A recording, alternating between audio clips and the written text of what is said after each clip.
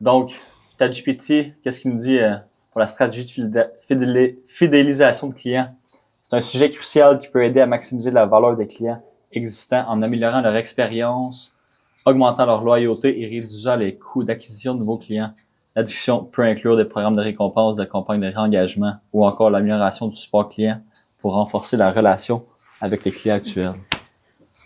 Stratégie de fidélisation client. Quelqu'un qui veut apporter un point dès le départ. Manu, qu'est-ce que tu fais pour... Honnêtement, la fidélisation client, je trouve que c'est un affaire vraiment très important et que le monde ne le voit pas souvent parce que si tu fidélises tes clients, tu n'as pas vraiment besoin de clients, de nouveaux clients. Donc, tant que tu as des clients qui sont fidèles, par exemple, qui payent à tous les mois qui reviennent, c'est le best. Puis, le meilleur publicité à vendre ton produit, c'est aux personnes que tu as déjà vendues auparavant et qui sont satisfaites de ton produit. Fait que, s'il a déjà été satisfait, ben, vendre une autre affaire, c'est le mieux. Il y a plusieurs stratégies de points de fidélisation de quand même, mais vous, qu'est-ce que vous aurez mis en place ou qu'est-ce que vous aurez fait? Il y a plus en plus de confiance, ça c'est sûr. Je pense que, exemple, nous, notre défi avec MyGen, c'est de trouver des produits pour que les gens reviennent, dans le fond. Là. Je pense que c'est peut-être plus facile, techniquement, avec des services. Là. Moi, c'est le best. Vous pouvez lui vendre des services à chaque mois. Ouais. Un produit qui dure longtemps, exemple, comme une génératrice. Tu sais que tu vas dépenser, exemple, même des panneaux solaires comme qu'on a rentré qui valent 10, 15, 20 000 piastres. Le client, exemple, il faut soit que tu trouves une manière de soit offrir un service pour le garder un contact avec lui. Parce qu'exemple, si son génératrice ou whatever dure 10, 15 ans, les chances qu'il repense à toi la deuxième fois sont plutôt faibles. Là. Je veux dire, je sais pas si nos parents se rappellent le premier truc qu'ils ont acheté chez Canadian Tire, mettons, là, qui était plus gros, mais... Ton premier frigidaire, ouais, mettons, genre, le premier frigidaire que tu vas acheter, les chances que tu le rachètes à la même place la deuxième fois, je pense, sont plutôt minces. Là. Fait que trouver une façon d'offrir un service, je pense que c'est la meilleure façon de fidéliser ton client.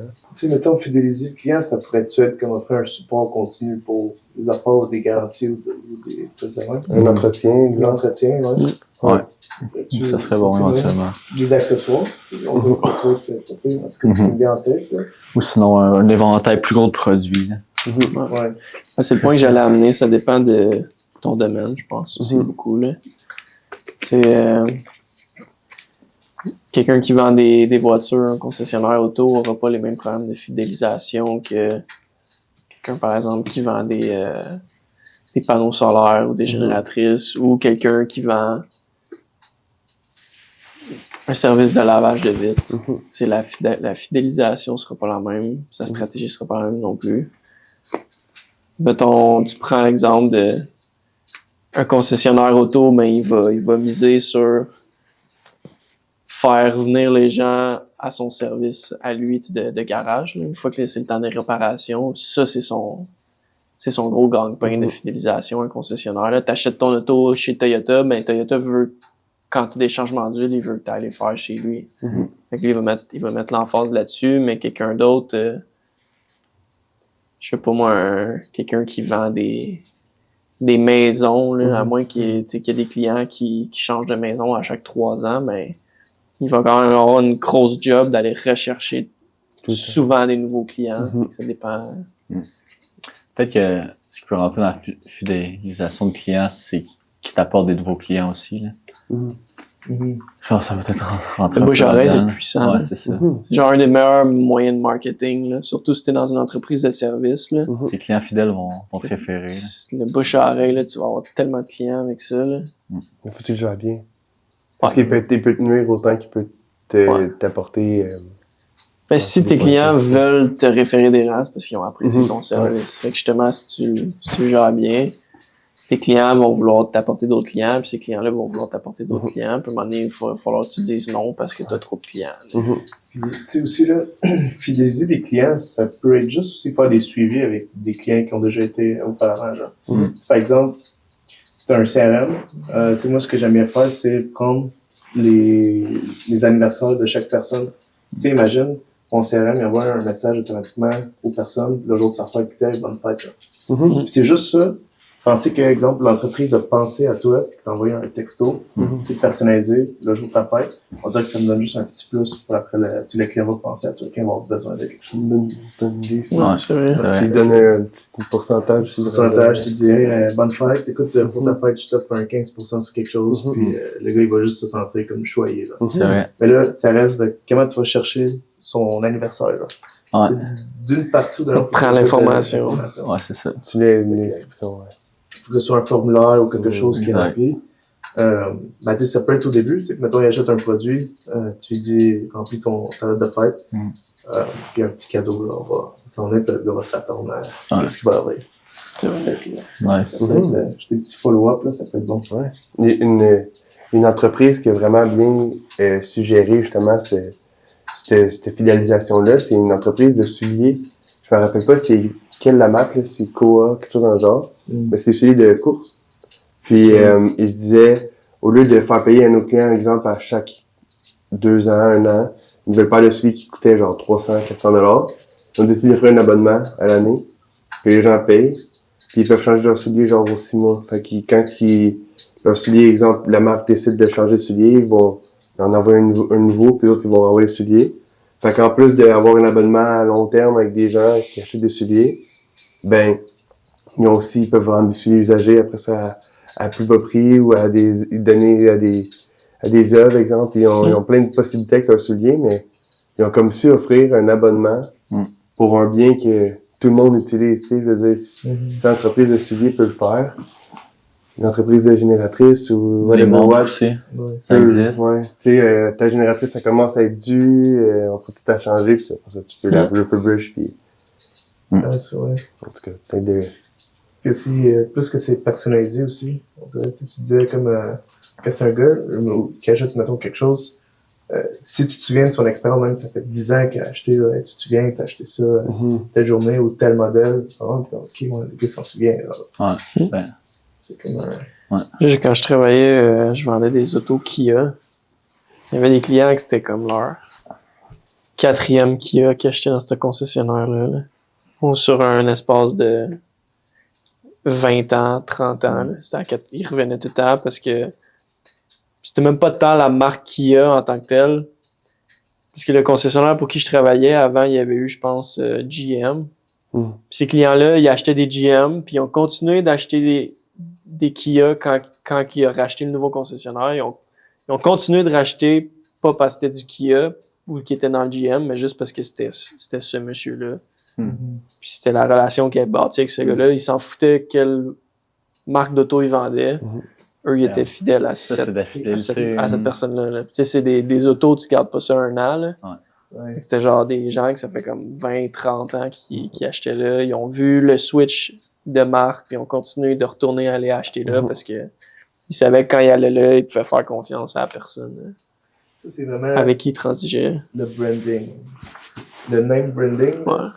C'est Puis la confiance aussi. Là. Ouais. Quand le client sait qu'il peut venir te voir, puis il a confiance, il sait qu'il va être satisfait, il se cassera pas la tête, il voudra pas. Tu sais, pourquoi il perdrait son temps à refaire la nouvelle recherche, à rebâtir, quand il sait qu'avec toi, il y a tout ce qu'il a de besoin, il va juste venir avec toi directement. Donc, la confiance aussi, ça a quand même un gros...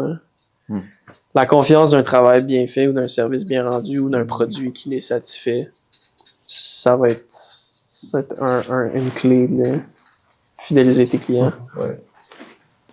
Comme, tu sais, je sais pas si vous voyez maintenant apparaître Ty Lopez, moi je le vois partout, même sur sur mon feed. Là. Tu vois qu'il fait du A/B testing, Il même. fait du A/B testing. Oui, man, ça paraît. Ben, on dirait que le marketing, c'est vraiment ça, même si test tout. Ben, ce qu'il dit en plus, c'est pas fou, là. Tu sais, lui, il vise gros sur le personal branding. Puis, tu sais, c'est comme tu disais, tu peux changer littéralement de business, puis genre, vu que le monde a confiance en toi, ou genre, juste s'il aime l'expérience que tu donnes, tu peux vendre, genre, tout le temps à continuer, là. Puis t'as un réseau aussi autour de T'as toi. un réseau. Une fanbase, Following. Ouais. Tu sais, genre l'autre fois, j'ai vu une vidéo par rapport, là, mais les gars, ils lancent leur store, puis ils sont genre sur Shopify, puis exemple, ils voient les gens se connecter sur leur site, mais comme les gars de base sont connus, puis on crée genre un entertainment autour de ça. Mais tu sais, des jeux là, par exemple, c'était, je sais pas moi, Tyler Perry, il y a quoi, des millions de personnes qui le suivent. Là. Ouais. C'est déjà que tu dis, exemple, je vais lancer tel produit. C'est 5 millions de personnes, exemple, ou 2 millions qui d'un vont coup, tout de suite, de même. Jake Paul. Gratuit. Ouais, gratuit, c'est fou, là. Ouais. C'est... Jake Paul avec W, Mhm. déodorant. Gros, c'est fou. Là. Quand t'as du monde qui te suit, justement, fidèle de même. Là. Ouais, tu vas acheter quasiment n'importe quoi que tu vends. Là. Ça fait du sens. Apple, c'est un bon exemple. Là. Ah, wow. De quoi, ça? Apple, Mhm. c'est un excellent exemple de fidélisation de clients. Là. Ah ouais. Vraiment. C'est quoi qu'ils ont Tu fait? sais, je veux dire, ils sont rendus au point qu'ils font des affaires mini là, de genre mise à jour, puis les gens sont comme What? Des affaires que comme en temps normal, tu dirais ouais, c'est normal un téléphone de faire ça, mais genre vu que c'est iPhone, puis vu que c'est brandé Apple, puis tu sais qu'à Apple ils font les affaires comme ils font les affaires d'une manière épurée, clean, réfléchie. Mais le tout petit feature qu'ils lancent, les gens sont comme wow, c'est Mhm. fou, c'est incroyable, mais comme si ça avait été Huawei qui faisait ça, là, personne n'aurait remarqué. C'est juste Oula. parce que c'est Apple, ça a cette essence-là. Là. D'autres, ça m'étonne qu'ils... Ben, en fait, ça m'étonne pas parce qu'ils ont tellement un reach-out à chaque année que les gens vont racheter leurs produits, mais comme un abonnement X avec Apple, là, genre Apple Music, whatever, là. Tu sais, je sais pas comme les gens seraient prêts à payer combien pour payer par mois, hors téléphone, exemple, pour être certain qu'à chaque fois, tu as ton nouveau sel. De le nouveau, genre, ou si tu payes cet abonnement-là, tu peux l'avoir en primeur, whatever. Ben, c'est un peu ça que le monde fonde, d'une Mais certaine c'est le fun manière. déjà chaque année. Parce ça. qu'ils financent. Tout le monde finance leur cellulaire sur 2 ans. Fait qu'à chaque 2 ans, t'as un nouveau. Hein. C'est vrai. Puis même le monde va le financer sur 2 ans, mais après 1 an, ils vont retourner pour Ouais. avoir le nouveau. Toi, t'es calculé, hein? T'es calculé que, genre, calculé, tu oui. sais, ils en sortent un à soi à chaque année. Ils font exprès que tu sais, tes contrats, c'est aux 2 ans pour que si tu changes à l'année, ben, t'as des pénalités, t'as ça. Ouais, C'est c'est ça. wise. Tout est dans les chiffres. Ils contrôlent tout. Ils contrôlent C'est ça qui arrive. 100% de qu'est-ce qu'ils vont recevoir puis donner, genre, tu sais, comme... Je sais pas comment est-ce qu'ils construisent leur forecast, exemple, Apple, là, mais genre, ça doit être débile de dire, genre, on va lancer ça, puis on prévoit, genre, faire ça de vente. Puis for real, là, ils doivent être vraiment proches de qu'est-ce qu'ils prévoient vendre. Sûrement, ouais. Ouais. Genre, on se dit, hey, Ils c'est doivent pareil. analyser tout, là. Ouais. Il est pareil, le sel, mais oui, mais ils vont le vendre pareil à profusion, genre. Ben, selon vous, c'est quoi les stratégies qu'Apple ont fait pour fidéliser tu sais, le monde à vouloir acheter Apple? Je pense que c'est des produits sacoches. Ils ont été un des premiers dans le domaine aussi, là. L'environnement. Mm. L'environnement qu'Apple te donne, je pense. Le luxe, La confidentialité. Ouais. Très fort là-dessus, Apple aussi. La link avec les produits. la simplicité Les autres surtout. téléphones font pas ça Hein. non plus. Apple, ils ont beaucoup misé là-dessus dans les dernières années de toutes tes affaires sont cryptées. Tu sais, quand tu vas sur un site puis ça demande ton adresse courriel, Apple donne pas ta vraie adresse, ils mettent une fausse adresse qui l'achemine à ton adresse. Toutes ces affaires-là, ça leur a fait vraiment beaucoup de succès. Mhm. Mais je pense aussi c'est le design Apple qui sont forts. Mhm. Tu sais, dans le temps de Steve Jobs puis tout, c'est qu'ils prennent quelqu'un va inventer un genre de télécommande, puis ok, tu sais, c'est une télécommande. Mais Apple vont faire la même télécommande, tu vas la tenir dans tes mains, puis tu vas être comme aïe aïe. Apple TV, là. Elle est donc bien nice. Genre, elle est Ouais. donc bien comme, Mhm. genre, tout est parfait sur ce produit-là. T'sais, ils vont prendre des affaires qui existent déjà, tu sais.